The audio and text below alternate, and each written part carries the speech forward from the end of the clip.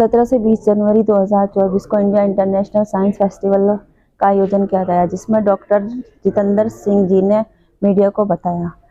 इसमें आम जनता भी पार्टिसिपेट कर सकती है। विद्यार्थी very beautifully planned out this 9th India International Festival, India International Festival of Science or Science Festival, and have traversed the journey of 9 years in a very consistent and a very glorious manner. Now, as was being mentioned by the Principal Scientific Advisor, it is indeed an outreach festival. So in order to avoid any confusion, it's not a very deep tech academics happening, but I think equally important is to reach out to those for whom the entire scientific ventures are meant for. And if the ultimate objective of science, the innovation, the technology is to bring ease of living the life of a common man, I think that's equally important, rather more important than actually conducting research in the laboratory. What is the significance, therefore, of having IISF in the year 2023? If you look at, if you ask me, I think since all of us have been tuned to look at things in a scientific evidence way, there are 3 levels at which we could celebrate this. A, that we have a number of success stories, as was being mentioned by Professor Su, some of which are actually being celebrated globally. The success stories emanating from India, but receiving a worldwide applause and acclamation. For example, the Chandrayaan, for example, the vaccine. And there are scientific reasons for that too, which we need to understand and want to make people understand, because that also gives a certain amount of confidence in our capabilities, in our capacities. When the world celebrates Chandrayaan, it celebrates because it has for the first time demonstrated the enormous potential that possibly lay dormant, but which is there in the Indian brains. Once an enabling milieu was provided, this unlocking of space happened. There was a free flow of private participants and a free partnership, both knowledge-wise, financially. We had a quantum jump, which Professor Su was referring to. And I think the best evidence of this is that we started off much later than some of the other countries like the then Soviet Union and the United States. When they were on the verge of landing on the surface of the moon, we were actually beginning with a project in a very primitive manner, carrying our baggage on the carriage of a bicycle. But once given an opportunity, they landed a human being on the surface of the moon in the year 1969, but it was our Chandrayaan which went on later and carried and brought home the evidence of the presence of H2O molecules. And for the first time, gave you a thought of the semblance of human habitat being possible or not being possible on the surface of the moon. So all those fairy tales which you heard from the grandmother about what kind of people would be living on the moon, what would be their color, creed, and what fairy tales about the fairies dancing. So for the first time, there was an Indian mission which prompted the scientific world to find scientific answers to these grandmother stories. So that is what has given India a gift. Like secondly, vaccine. I know how many of us have realized what is important in the vaccine story is that India is not a country very seriously known for protective health. We don't even care for therapeutic health. If someone falls sick, he waits for 3-4 days to get worse. Otherwise, he would wait for his mother's blessings, and the outcome would depend on the Pishle Janma ka karma and whatever.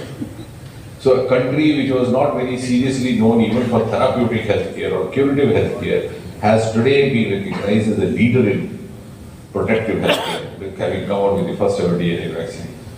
So these are some of the achievements which have actually evidently placed India ahead of others. And I know whether you realize that the venue of this year's festival also happens to be the campus where the trial of this vaccine was done, the translational. So that is something which I think makes it a tourist point. Have we been in another country, all the delegates would have been led to that room where the trial happened. So that's how you have a selfie point there, and you can even keep a ticket fee to enter into this. So that's a historical occasion in us in more ways than one. So that is the second reason why we need to celebrate it differently this year is that for the first time, India has also proved that we are at the same pace. Of course, in some ways we are ahead of others, but for many years we were known to be having a time lag. We were always 10, 15 years behind. I think the most distinct example of that is that of television, which arrived in India somewhere in 1970. That will be national capital. And some of the other big cities arrived only by 1975 or so, with a cricket match being shown, the Test cricket. Whereas in the United States, way back in 1950s, television was a household item. So we were almost 15, 20 years behind in adopting an application. The technology would become popular there, and then the thought would occur to us. It's no longer so today. Only this year, just 5 months back, Mission Quantum was introduced, the cabinet passed it, and we are in a league of just over 7 countries in the world. And we are at the same level, the R&D level. So we are not behind anybody. Ministries to make them realize what they had to offer, because till then there was hardly any awareness even among the government. And that incidentally has also given rise to what the Prime Minister very fondly keeps mentioning, the whole of government approach, the whole of science approach. We also learn to recognize each other. But they are launching also a language which is understood relatively easily by the new generation. And therefore we would like to communicate with them in the language and the phrase they best understand. So that is behind the purpose. The entire event is being designed with a very deep academic thought, but not necessarily for academicians, more so for those who can make use of this academics. And that is also a synergy. When we talk of synergy between the research, academia, industry, we forget the common man. So we are now also linking the common man. And that also gives us an option of having sustainability in our goals, both sustainability in our research as well as in the startups.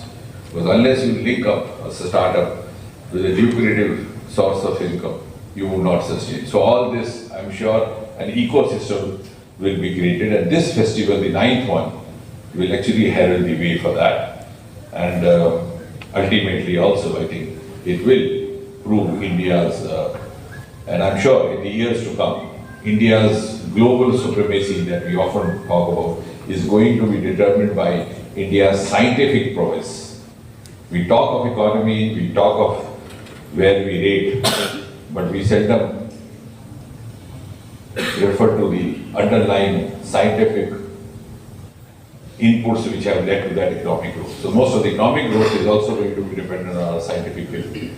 So I think that is what gives us esteem, gives us importance, and that's the reason also science and technology today is being discussed more than ever before. Incidentally, even during G20, I was introduced as Space Minister, which I know a very flattering. Sincere gratitude and thanks to the august gathering on this event of first curtain raiser of IISF 2023 today.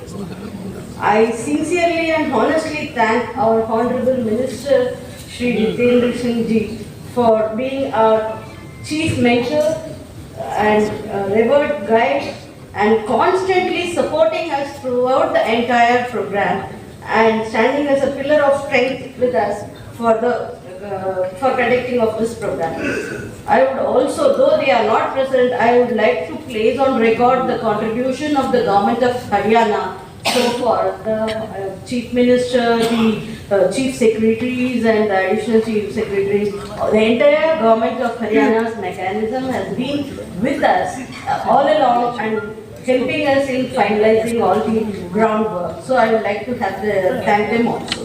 In addition, I would like to thank our PSA, Shri Ajay Suji, for mentoring us and guiding us in constituting a program committee, finalizing the events, and then guiding us on how to conduct these programs. He has always constantly been our giving us intellectual inputs which will be a great help for us in conducting this program of IISF. I would like to thank Professor Abhay Karandikar, our Secretary DST, for constantly encouraging and mentoring us and guiding us in every step with a broad smile and a large heart. Thank you very much, sir. I would like to thank Dr. Rakesh Gokhleji, Secretary DBT, for all the support. In fact, when he was in charge Secretary DST, he was the one who initiated or conceived the concept of IASF 2023, and he had given us the venue of RCB and TST, and he has been avail of it.